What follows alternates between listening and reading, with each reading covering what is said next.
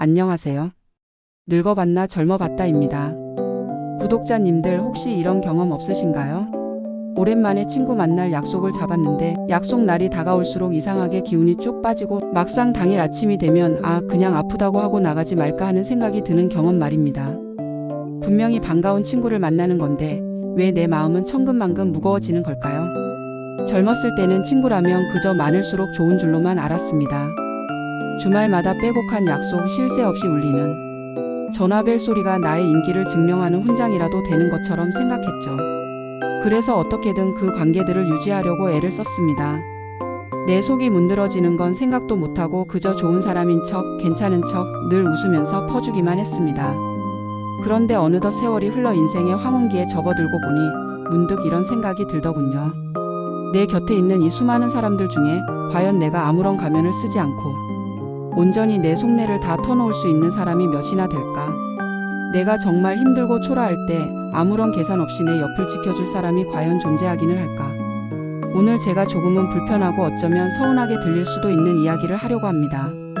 하지만 이건 제가 수십 년의 세월을 온몸으로 부딪히며 깨달은 제 남은 인생을 지키기 위한 아주 중요한 생존의 법칙입니다. 그것은 바로 나이 들수록 무조건 퍼주기만 하는 관계는 내 손으로 직접 끊어내야 한다는 것입니다. 친구는 많을수록 좋다는 말, 그거 다 옛말입니다. 아니, 어쩌면 처음부터 틀린 말이었을지도 모릅니다. 우리에게 지금 필요한 건 머릿수를 채우는 무의미한 관계가 아니라 단 한 명이라도 좋으니 내 영혼을 기댈 수 있는 진짜 내 편입니다. 제가 왜 이렇게 단호하게 말씀드리는지 제 과거 이야기를 한번 들어보시겠어요? 저에게는 30년을 넘게 알고 지낸 친구가 하나 있었습니다. 입담도 좋고 주변에 사람도 많아서 늘 모임의 중심에 있는 그런 친구였죠.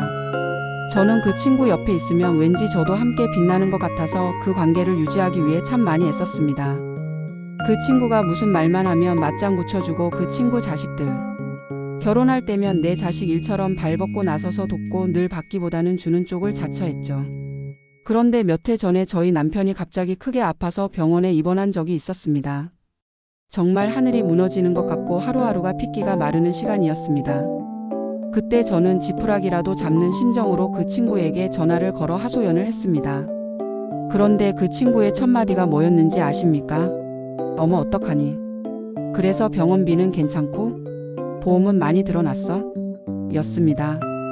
제 마음을 위로하는 말 한마디보다 당장 현실적인 돈 걱정부터 하더군요. 그리고는 자기가 아는 유명한 의사가 있다며 자기 남편, 친구의 동서가 어느 병원 업무과장이라며 온갖 인맥을 자랑하기에 바빴습니다. 저는 그 순간 깨달았습니다. 이 사람에게 나는 그저 자기 인맥과 능력을 과시하기 위한 하나의 장식품에 불과했구나. 내 고통과 슬픔은 이 사람에게 조금도 중요하지 않구나. 그날 이후로 저는 그 친구와의 관계를 서서히 정리하기 시작했습니다. 그 친구는 아마 아직도 제가 왜 변했는지 모를 겁니다. 이게 바로 제가 오늘 말씀드리고 싶은 첫 번째 유형, 자기 자랑과 과시를 위해 나를 이용하는 친구입니다. 이런 사람들은 대화의 주제가 늘 자기 자신과 자기 가족에게 맞춰져 있습니다. 내가 무슨 말을 하면 제대로 듣지도 않고 어느새 대화를 가로채서 자기 자식이 이번에 어디에 합격했다더라, 자기 남편이 승진을 했다더라, 이번에 어디로 해외여행을 다녀왔다더라 하는 이야기로 끌고 갑니다. 그들 옆에 있으면 나는 한없이 작아지고 내 인생은 뭔가 잘못된 것 같은 기분에 휩싸이게 되죠. 이런 관계는 친구 관계가 아닙니다. 그저 그들의 자존감을 채워주기 위한 감정의 소모품일 뿐입니다. 당장 정리하셔야 합니다. 두 번째 유형은 나를 감정의 쓰레기통으로 여기는 친구입니다. 이런 친구들은 힘들고 어려울 때만 귀신같이 연락이 옵니다. 전화에서는 몇 시간이고 자기 신세 한탄, 남편 흉, 자식 흉을 늘어놓습니다. 저는 또 마음이 약해서 그걸 다 들어주고 있노라면 나중에는 제 기운이 쭉 빨려서 몸져 눕게 될 지경이었습니다.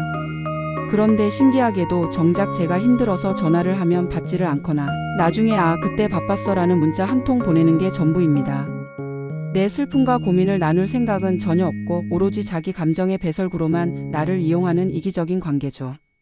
이런 관계 역시 내 정신 건강을 위해서 하루빨리 끊어내야 합니다. 마지막으로 가장 위험한 유형은 은근히 나를 깎아내리며 가스라이팅하는 친구입니다.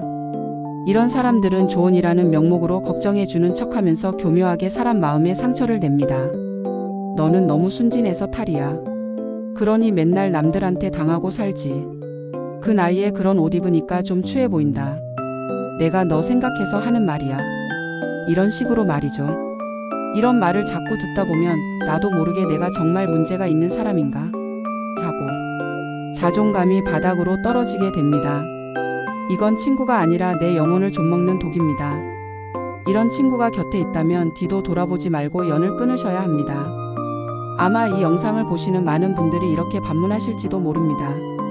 그렇게 사람 다 끊어내면 나중에는 혼자 외롭게 늙어 죽으라는 말이냐? 고요. 저도 그게 제일 무서웠습니다. 외로움이라는 공포 때문에 울며 겨자 먹기로 그 불편한 관계들을 이어왔던 거니까요. 그런데 제가 용기를 내서 그 가짜 관계들을 하나씩 정리하고 나니 정말 놀라운 변화가 찾아왔습니다. 제 삶에 비로소 공간이라는 게 생겨나더군요. 더 이상 남의 감정을 받아주느라 애쓸 필요도 없고 억지로 웃으며 시간과 돈을 낭비할 필요도 없게 되니 그 빈자리를 온전히 나 자신을 위한 시간으로 채울 수 있게 되었습니다. 예전에는 엄두도 못 냈던 그림을 배우기 시작했고 동네 도서관에서 좋은 책들을 빌려다 읽으며 제 마음을 살찌우는 시간을 가졌습니다. 그러자 신기하게도 진짜 내 사람들이 제 곁으로 다가오기 시작했습니다. 그림을 배우러 간 문화센터에서 만난 한 동생은 제가 그림을 망쳤다고 속상해하면 말없이 옆에서 커피 한 잔을 타주고, 도서관에서 만난 한 언니는 좋은 책을 읽었다며 제게 조용히 책을 건네주곤 합니다. 이들은 저에게 이래라 저래라 충고하지도 않고 자기 자랑을 늘어놓지도 않습니다. 그저 있는 그대로의 저를 존중해주고 서로의 시간을 귀하게 여길 줄 아는 사람들입니다. 우리는 일주일에 한 번씩 만나서 수다를 떠는 사이는 아니지만 마음 깊은 곳에서 서로를 응원하고 있다는 걸 압니다. 이게 바로 진짜 내 편입니다. 진짜 내 편은 숫자가 중요한 게 아닙니다. 내가 아무 말 없이 있어도 편안한 사람, 내 작은 기쁨을 자기 일처럼 기뻐해주고 내 슬픔에 깊이 공감해주는 사람, 그런 사람이 단 한 명만 있어도 우리 인생은 결코 외롭지 않습니다. 구독자님들, 우리에게 남은 시간은 생각보다 많지 않습니다. 그 소중한 시간을 더 이상 가짜 관계에 낭비하지 마십시오. 당신의 기운을 뺏고 당신의 자존감을 갉아먹는 친구는 친구가 아닙니다. 지금이라도 늦지 않았습니다. 용기를 내어 그 관계의 끈을 놓아버리세요. 그러면 비로소 진짜 행복과 평화가, 그리고 진짜 좋은 인연이 당신의 삶에 찾아올 것입니다.